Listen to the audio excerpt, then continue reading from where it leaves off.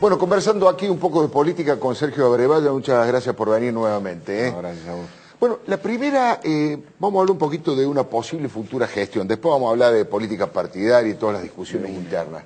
Bueno, ¿cómo es esto del mapa del delito que ha trabajado en la Ciudad de Buenos Aires?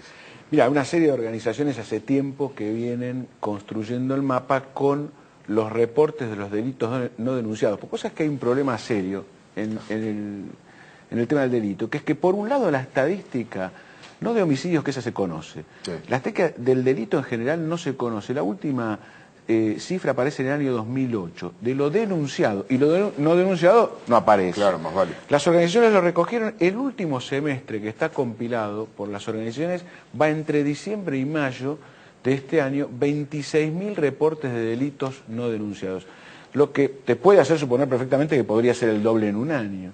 Y esto es lo no denunciado. Ahora, ¿qué pasa con eso? ¿Por qué no se denuncia? Bueno, hay dos grandes razones. Una tiene que ver con la creencia de que nada va a pasar. ¿Para qué voy a perder tiempo encima hacer la denuncia? Exactamente. Y ahí también enrola el miedo, ¿no? Es decir, es como que estoy involucrado en algo que termina mal, porque no pasa y encima me puede pasar algo a mí, además. Sí, sí, sí. Es así. La otra tiene que ver con desalentarla. Muchas veces, no sé si te ha pasado, te dicen... Ah, no, sí, ¿para la propia qué la policía te dice. Sí. No, va a entrar en un fárrago de papeles, lo van a citar, esto es remisible, bueno.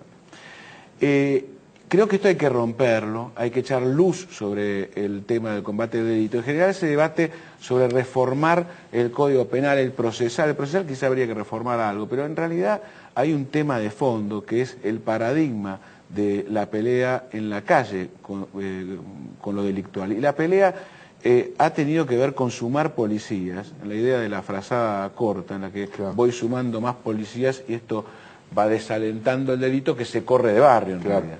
Claro. ¿Y cuál es el nuevo paradigma? El nuevo paradigma es el de las policías modernas, la investigación del delito, lo que en otros países, acá tiene carga negativa, se llama la inteligencia del delito, es lo que no se produce. Claro. Es decir, tardan 4 o 5 días en tomar huellas, en construir la prueba. Es probable que el asaltante del canadiense, si hubiese tenido un fárrago de pruebas, esta era la última, para llevarlo preso definitivamente, pero claro, para eso tenés que cambiar ese paradigma. Fíjate, en la ciudad de Buenos Aires tenés 11.000 efectivos de la Federal. 11.000 de la Federal. 5.000 de la Metropolitana, 4.000 entre Prefectura y Gendarmería, 20.000 efectivos. Lo que hace unos 150 habitantes por policía. Londres y Nueva York tienen 260. Eso significa que nosotros tenemos una proporción mayor de policías y sin embargo no alcanza, porque la clave está ahí. Y para echar luz tenés que incorporar primero el mapa del delito a la gestión. Tenés que obligar a la gestión policial a seguir el mapa del delito, que no requiere una denuncia directa que involucra, claro, sino algo que se articula desde el sector civil y que se legalice y te dice lo que en realidad sabemos todos. En esta esquina, la Plaza José se vende droga. Sí, claro. Lo tenés que seguir. La segunda, tenés que penar las denuncias que no se toman. Lo tenés que penar fuertemente. El que no toma la denuncia, bueno, tiene que tener una pena mayor. Por supuesto, tercera, la investigación del delito, una vez que organizaste esto.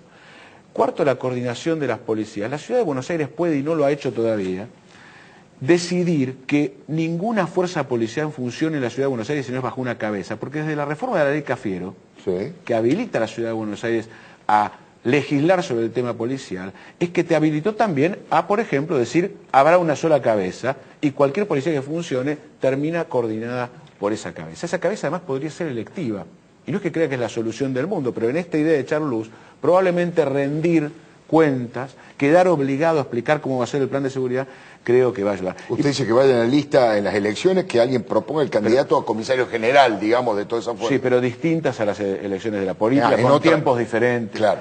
Si esto no cuadra, por lo menos que lo elija la ciudad.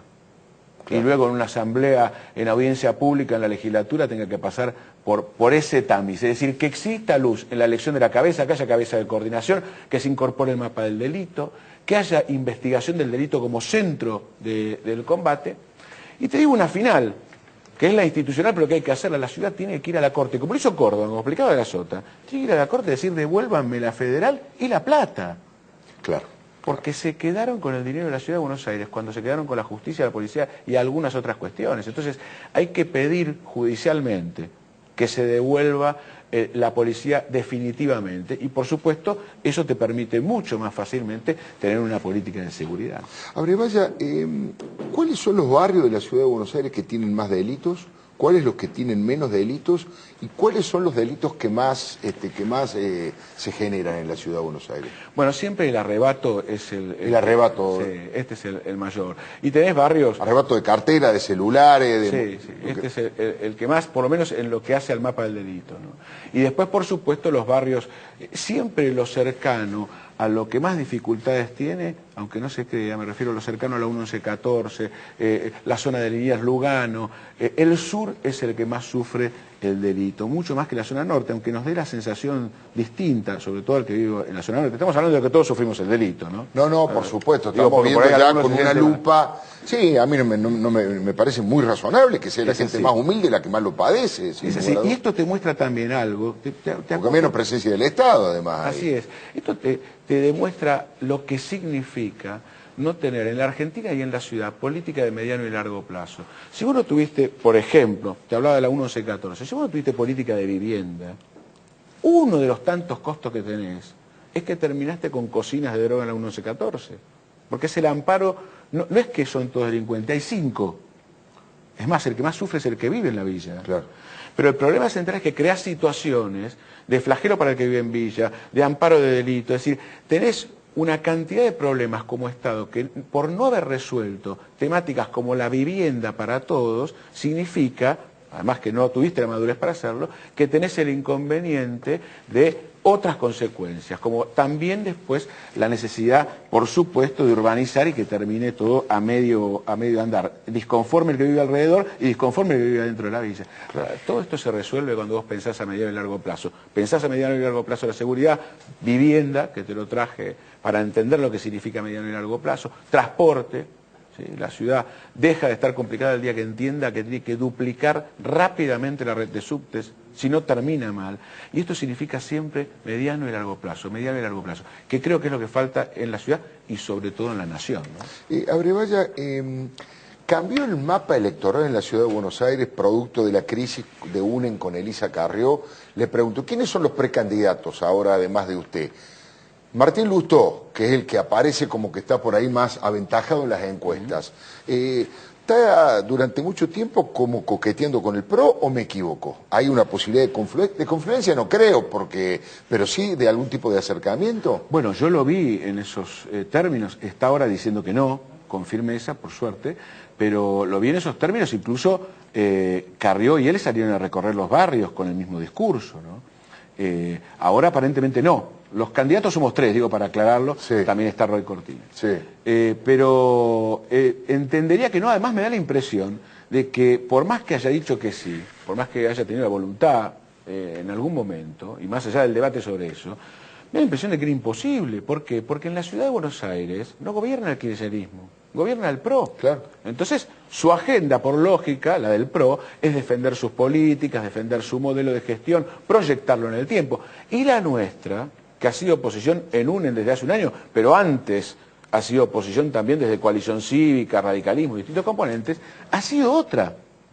Así que no veo cómo se combinaban dos cosas que han estado opuestas, más allá de lo sano que te encontres en alguna ley que hace la política de Estado y la votes juntos como corresponde. No, digo, que haya buenas relaciones personales, como estábamos hablando. O también pudo haber ocurrido, puede ser el caso de Lustó, pero en definitiva, los dos tenemos proyectos o planteos de ciudad diferentes, y en este caso hay que hacerlo valer. Me parece que es sano para el PRO que haga valer su modelo y para UNEN hacer valer el propio, ¿no? Abrevaya, muy amable, muchísimas gracias por haber venido. Precandidato a jefe de gobierno de la ciudad por el Frente Amplio UNEN.